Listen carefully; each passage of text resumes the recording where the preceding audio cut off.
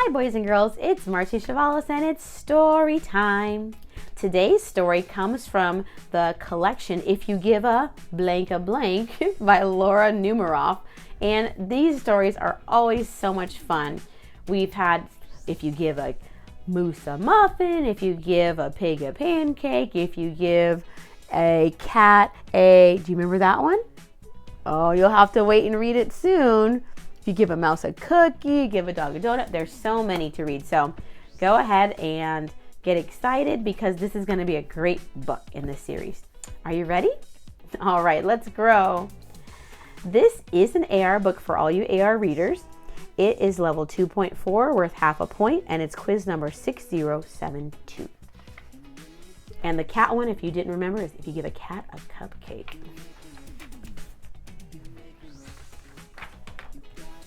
Oh, look at this. If you give a moose a muffin, he'll want some jam to go with it. So you'll bring out some of your mother's homemade blackberry jam. Oh, that sounds so good. I like blackberries and I like jam. When he's finished eating the muffin, he'll want another, and another, and another. When they're all gone, he'll ask you to make more.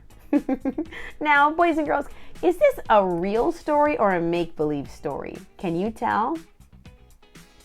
Yep, it is a make-believe story because Moose would not be sitting on a chair like that, and Moose don't talk. So we can tell that's a make-believe story because the moose is doing things a moose wouldn't really do. But it is so much fun to use our imagination and write fun, creative stories just like Laura Numeroff has in this story. So he's eating all these muffins and he wants you to make some more. You'll have to go to the store to get some muffin mix. He'll want to go with you. When he opens the door and feels how chilly it is, he'll ask to borrow a sweater. I don't think, boys and girls, that I have a sweater big enough to fit a moose. How about you? Maybe your dad does, your mom, another caregiver? We'll have to see if this little boy finds something for the moose. When he puts the sweater on, he'll notice one of the buttons is loose. He'll ask for a needle and thread. He'll start sewing. The button will remind him of the puppets his grandmother used to make. Oh, that's sweet. Man, there's a mess everywhere. Uh-oh. So he'll ask for some old socks. Wait, why is it old socks? Oh, the old socks might have reminded him of his grandmother's puppets. There we go. That's why he's wanting the socks. I was a little confused. So when you're confused and you're reading a story, go back and reread until it makes sense and maybe ask someone for help. I had to reread the page to understand why he needed socks. It didn't make sense why we were just talking about your grandma. Why is it socks? Oh, I read that the socks for sock puppets. That's what I was thinking of. He'll make sock puppets. Now it makes sense. When they're done, he'll want to put on a puppet show. I like puppet shows. How about you? That is a lot of fun. He'll need some cardboard and paints. Maybe he's making a stage. Let's make a prediction that they're going to make a stage for this. Good readers make predictions. Then he'll ask you to help make the scenery. When the scenery is finished, he'll get behind the couch, but his antlers will stick out. So he'll ask for something to cover them up. You'll bring him a sheet from your bed. This is a gorgeous background scenery. When he sees the sheet, he'll remember he wants to be a ghost for Halloween. He'll try it on and shout, "Boo!" It'll scare him so much he'll knock over the paints. Oh, what a mess. So he'll use the sheet to clean up the mess.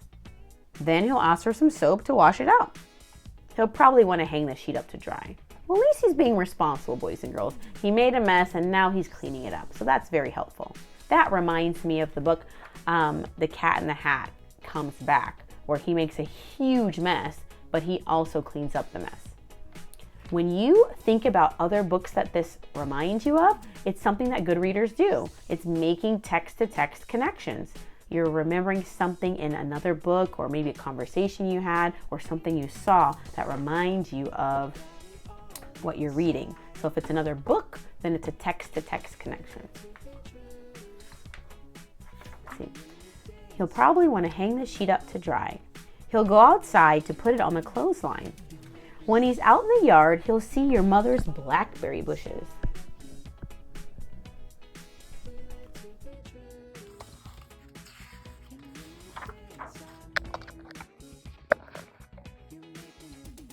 Seeing the blackberries will remind him of her jam. He'll probably ask you for some. And chances are, if you give him the jam, oh, what do you think's gonna happen next, boys and girls? What goes with the jam? Think back to the beginning of the book. What goes with jam?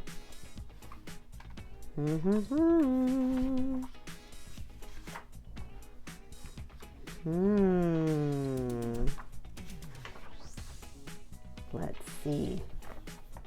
If you give him the jam, he'll want a muffin to go with it. Aww. Well, it was fun reading this with you, boys and girls. If you like this story, take some time right now and click the like button. And if you want to hear more stories, don't forget to subscribe, share this with your friends and your teachers, and enjoy it over and over again. All right, until next time, friends. Goodbye.